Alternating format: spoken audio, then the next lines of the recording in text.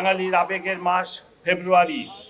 প্রতি বছরের ন্যায় এবারও ভাষা শহীদদের স্মরণে যথাযোগ্য মর্যাদায় উদযাপিত হতে যাচ্ছে মহান শহীদ দিবস ও আন্তর্জাতিক মাতৃভাষা দিবস 2026। কেন্দ্রীয় শহীদ মিনারে মহান ভাষা শহীদদের প্রতি শ্রদ্ধা জ্ঞাপন করবেন মহামান্য রাষ্ট্রপতি, মাননীয় প্রধানমন্ত্রী ও রাষ্ট্রের গুরুত্বপূর্ণ ব্যক্তিবর্গ। এছাড়া শ্রদ্ধা নিবেদন করবেন বিদেশি কূটনীতিকবৃন্দ। এরপরই কেন্দ্রীয় শহীদ মিনার সর্বসাধারণের শ্রদ্ধা নিবেদনের জন্য উন্মুক্ত করে দেওয়া হবে। প্রিয় সাংবাদিকবৃন্দ, মহান শহীদ দিবসে ভাষা সৈনিকদের প্রতি শ্রদ্ধা জানাতে কেন্দ্রীয় শহীদ মিনারে ব্যাপক লোক সমাগম হবে। এই উপলক্ষে ঢাকা মেট্রোপলিটন পুলিশ নিয়েছে কয়েক স্তরের নিরাপত্তা ব্যবস্থা। পুলিশের পাশাপাশি অন্যান্য আইন শৃঙ্খলা বাহিনীর সাথে মোতায়েন থাকবে পর্যাপ্ত সংখ্যক স্বেচ্ছাসেবক। সর্বসাধারণের নিকট আমাদের বিনীত অনুরোধ, যথাযথ শৃঙ্খলা ও শহীদ মিনারের পবিত্রতা বজায় রেখে আপনারা মহান ভাষা শহীদদের প্রতি শ্রদ্ধা নিবেদন করবেন। প্রিয় সাংবাদিকবৃন্দ, শহীদ মিনারের শ্রদ্ধা নিবেদনের জন্য পলাশীর মোড়, জগন্নাথ হল ক্রসিং, শহীদ মিনার এই রুট অনুসরণ করার জন্য সর্বসাধারণকে অনুরোধ করা হলো।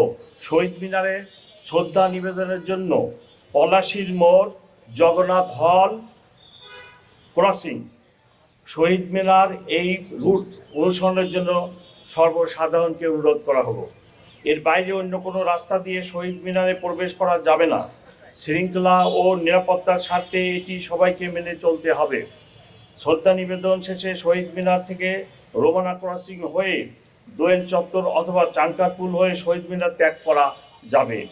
মহামান্য রাষ্ট্রপতি, মাননীয় প্রধানমন্ত্রী ও রাষ্ট্রের গুরুত্বপূর্ণ ব্যক্তিবর্গের শ্রদ্ধা নিবেদন রাত আনুমানিক 12:40 দিকে শহীদ মিনার সর্বসাধারণের জন্য উন্মুক্ত করে দেওয়া হবে।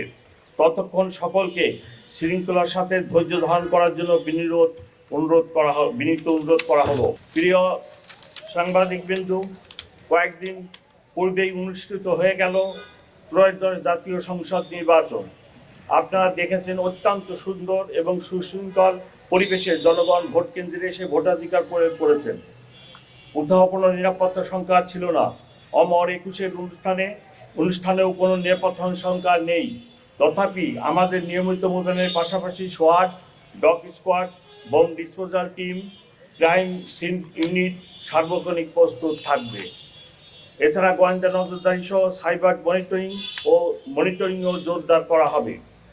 প্রিয় সাংবাদিকবৃন্দ, আপনাদের মাধ্যমে সম্মানিত নগরবাসীর নিকট আমার অনুরোধ, শহীদ মিনারে কেউ কোনো ধরনের ধারালো বস্তু বা দাহ্য পদার্থ বা বিস্ফোরক দ্রব্য নিয়ে আসার চেষ্টা করবেন না।